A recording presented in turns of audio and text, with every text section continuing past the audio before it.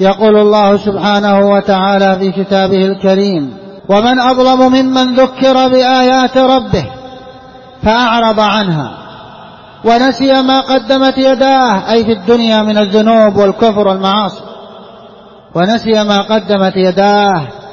إنا جعلنا على قلوبهم أكنة أن يفقهوا.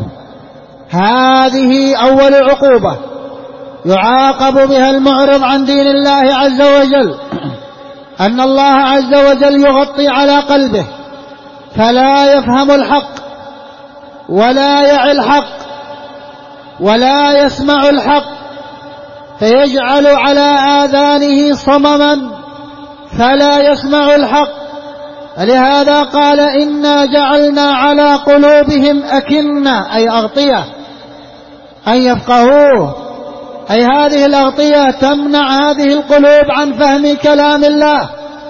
وفي آذانهم وقرا، أي صمما، فلا تسمع الآيات ولا تنتفع بسماع الآيات، ولا تسمع الحق ولا تنتفع بسماع الحق. وإن تدعهم إلى الهدى فلن يهتدوا إذن أبدا. ما دامت القلوب مغطاة وما دامت الأسماع عليها صمم فلن يؤمنوا ولن يهتدوا إذن أبدا، بسبب الإعراض عن دين الله جل وعلا.